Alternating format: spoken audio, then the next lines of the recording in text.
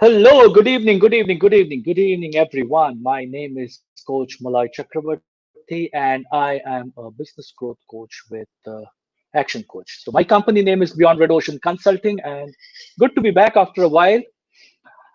Speaking to a lot of people, and one of the common problems that is coming up of late is on sales. We are going through that unprecedented event of COVID, and we're just about coming out of it. And, and a question that is there foremost in my client's mind is how do we make ourselves visible in this new normal in India 2.0 as we call it. And that got me thinking, and I was thinking about those days when I used to work for an organization before starting my entrepreneurial journey. And we were attending a training session, and one day the trainer asked us, and we were a team of sales professionals, and the trainer asked us, who is the biggest enemy? Who is the biggest enemy of the sales professional? And for a while, there was a deep silence in the entire room.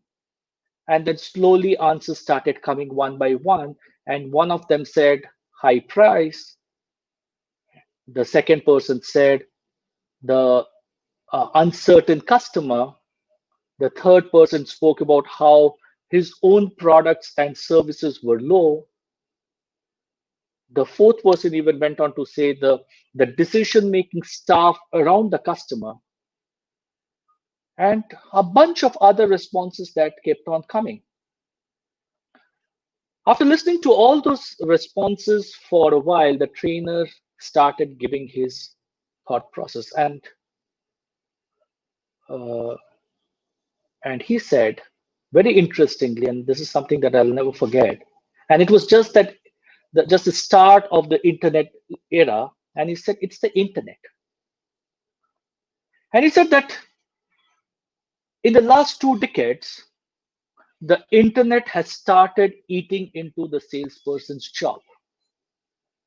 Many things are sold online and without any salesperson's help. And look at the era that we are in today.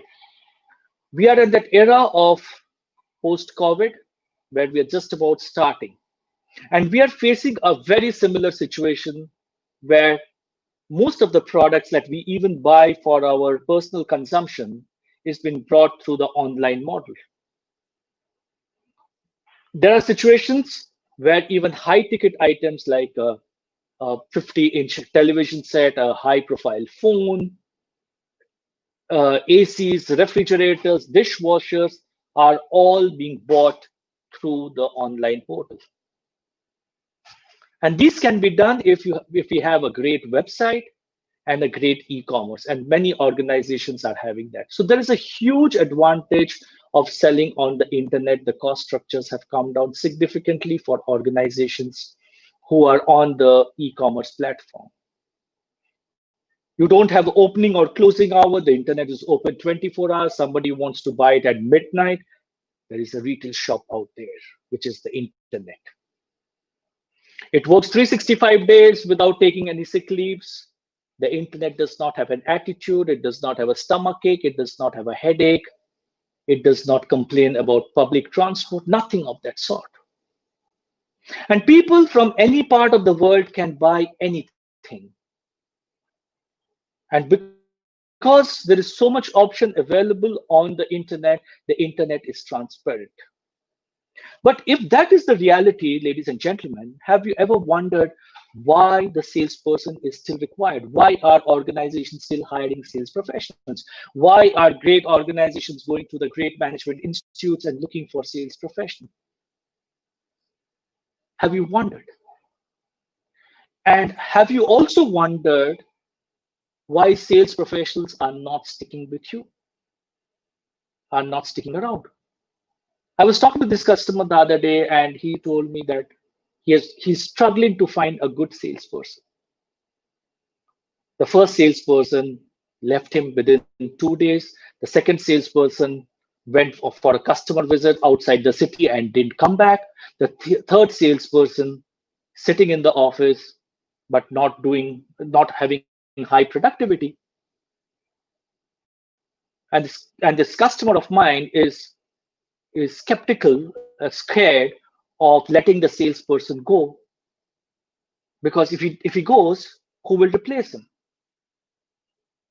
So there is this huge conundrum that is going around in a lot of business owners' mind, that what do we do with sales? We are making a mistake, ladies and gentlemen, out here. The role of a salesperson is not to sell. And I'm making the statement very, very consciously. If you're looking for a salesperson to sell, then you will not have salesperson selling. You will not have customers buying from you.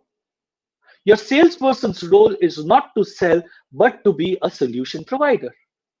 If your customer only wants to buy, then he doesn't need to speak to a salesperson. If your customer knows exactly what he wants to buy, then there is an e-commerce platform which he can go to.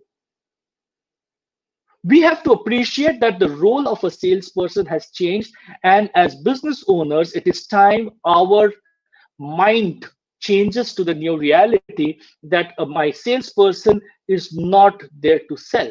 My salesperson is there to figure out what is the customer's problem, and in some cases even figure out what is the customer's problem without the customer himself knowing his problem. Because if you go and talk to a customer about his situation, he will tell you multiple things which are probably not true. So sometimes it is good for us to figure out what the customer's real problems are and then offer him a solution. Our role of a salesperson is to handle objections. Our role of a salesperson is to find that ideal product which is good for the organization. Unfortunately, most of the entrepreneurs that I speak to, business owners who have started their businesses, they have great products and they keep on working on that product, but they themselves don't want to sell. And the sales team, who are the most important cog in the wheel, unfortunately have little clue about marketing and sales. They can't make a business plan. They can't do market segmentations. They can't find the ideal customer.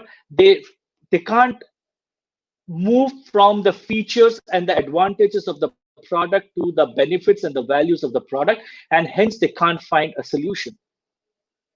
And in many cases, we are expecting the salesperson to come in and join and perform from day one without having given him a proper sales script. Dear business owners, you may have the best product in the world, something that you have made with your sweat, blood, and tears. Don't you think it is now important for the world to know that this is such a product that exists? Lacking a sales process and a sales effort is one of the biggest problems why new businesses fail. And we know the statistics, 80% of new businesses fail in the first 5 years of operation. We all know that. And we also understand that selling is the challenge. Top 4 reasons why businesses tend to fail in the first 5 years when it comes to sales. Number 1, the product is new and the customer doesn't understand it. This is a problem that most organizations face, most startups face, most innovative organizations face. There's a problem that you have staring at your face.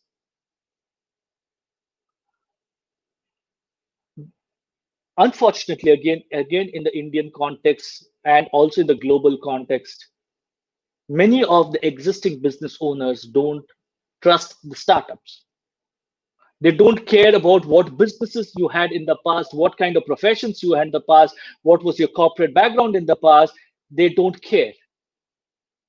And if they don't care about yourself and your product, why would they want to buy the solution that you're providing to them? And plus, because it's innovative, because you have put in your sweat, blood, and tears, they're probably shying away from thinking that you're trying to sell something that they really don't need. Because again, most customers really don't go deep down, 6 feet down to find the root cause of their problem. Now, in the midst of this, we need to sell. In the midst of this, in this triangle, as we call it, between the customer, between the business owner, and the salesperson is struggling, the salesperson can't communicate, the business owner doesn't want to go and communicate, the customer doesn't want to buy, and it becomes a blame game of sorts. And because you can't sell it, your problem two comes up, and that is because you don't have customers existing and buying the product from you, you can't have, or you don't have customers who are recommending you. You have a great product and you have a fantastic story, and the product and the solution will solve a great problem, but that newness of it is stopping your customer from touching that product because it can become a high risk purchase. This is how non-traditional business owners and decision makers who are higher in the hierarchy, who create and allocate budgets for new products and solutions, are looking at your product. They are not ready to allocate budgets to you. They are not ready to allocate the necessary time and effort trying to understand what is the problem that this product is going to solve. They're not trying to do that because traditionally we like to have control. And when we want to have control, we are looking at staying with the known. We don't want to even see the unknown. The problem three is with the business owner. Now imagine yourself as a business owner who is in that innovation stage of a product. Your mind is working 24 hours, if not 36 hours. You have your mind constantly on the evolution cycle. And which means that when your mind is on the evolution cycle, your product positioning keeps on changing. Your mind keeps on looking at newer benefits that this product can bring onto the table for the customer. And every time you go to a customer, you're not going with a standard script. You're not going with a predictable script. You're changing your positioning because you want the customer to get the best. But this entire evolution and this entire communication is confusing your poor customer. Because either he gets confused or he thinks that the business owner has gone bonkers and is trying to sell different things to him, and probably the business owner does not even know what he's trying to sell. Put yourself in your customer's shoes. If you have a salesperson or a business owner coming to you regularly with the same product, but with a different positioning every time, with a different communication, with a different benefit statement, and especially when I am in that newness of things and I don't know too much about that product or solution, as a customer, I will become difficult and I will become defensive. End of the day, the business owner and the salesperson, the entrepreneur and his team thinks the customer is becoming distant, without realizing that you are distancing that customer from you. Ladies and gentlemen, if you are in that space, of trying to satisfy the customer's requirement, stick to a script. Stick to a script of your original positioning, decide what you want to communicate to him, create a script and stick to that script. Your evolution, your product development, your benefit development can continue. But please don't experiment with the customer at the beginning of the sales cycle. Establish your product, make that first move, and then you can always communicate the advancement of your product or solution. Your consistency of communication is key to a consistent sales process. And the fourth is your biggest problem, ladies and gentlemen, and that is you are not paying enough attention to lead generation. We have no lead generation strategy. You ask any business owner, existing business owner, there's a problem with existing business owners also. They know who their customers are, they know how many customers they have, they know what are the revenues that they're making and the profits that they're making. But we have been all told through our journey of life that follow the process, focus on the actions. If you focus on the actions, you will automatically get the results.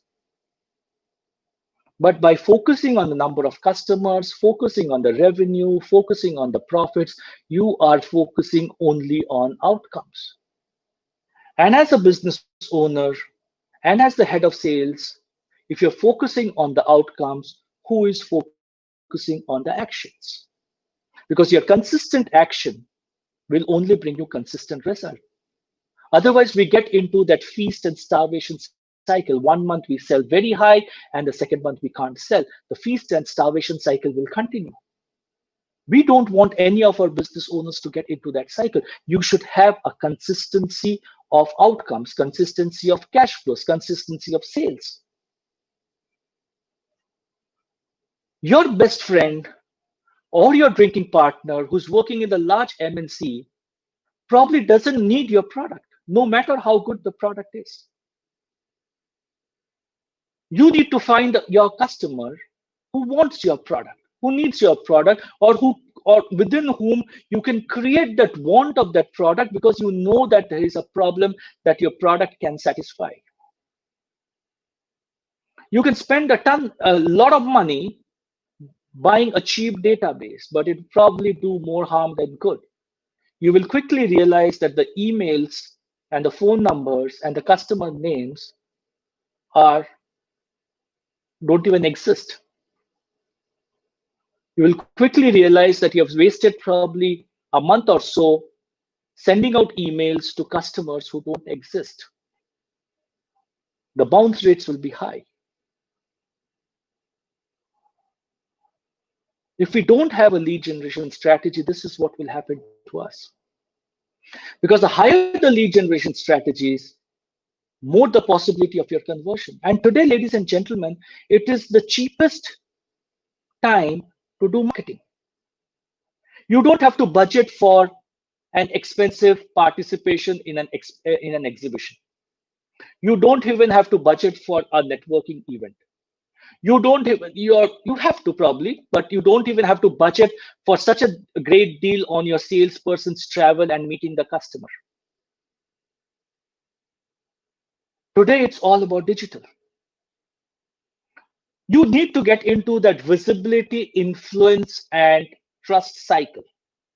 Because the more visible you are, the more you'll be able to influence, and the more you'll be able to build that trust. By doing a lot of work around the digital space, whether it's Facebook or whether it's LinkedIn or whether it's YouTube or whether it's Pinterest or whatever model that you may want to adopt, and which is at the lowest possible price point, you'll be able to create a great deal of leads. Not to say that you should not have your direct selling and not calling up customers and forgetting all about them. But your marketing should be all about creating that visibility. You need to create that ideal customer profile and know exactly who you're targeting. And all this method, all these models that we spoke about in the digital media gives you the bandwidth to create your ideal customer profile. You have to be 100% sure that the customers whom we are targeting are your ideal customers. You will also have to remember that these entire customers are can be broken down into 4 parts. One, which is customers who will immediately tell you that they don't need your product or service. Second, there are customers who will tell you probably they don't know whether they need your product or service. They haven't thought about it. Third, who will think about it, who will consider in the future. And fourth, who wants to meet you now. This is Third and the fourth category are your ideal customers. If you have done your analytics right. And the best thing about this model is that you can pivot very quickly. You can test and measure and keep on moving. Not to say that you change your strategy every 15 days, but you can pivot and you can keep on moving. You need to focus on lead generations. You need to have at least 5, if not 10, as in Action Coach we recommend as your lead generation strategies. And you need to know what are your MROIs, what is your marketing ROIs towards the lead generation. You have to look at the measurement. You should know that if I'm putting in money in a lead generation strategy, what is the outcome I'm getting?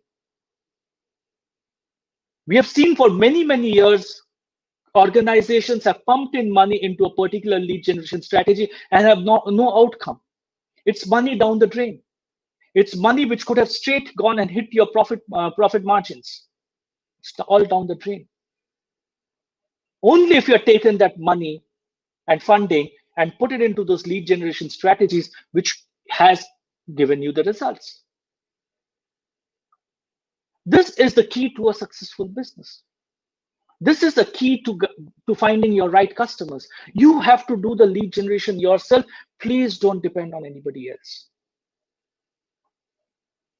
A bad or no lead generation strategy will only result in tons of time and money being wasted.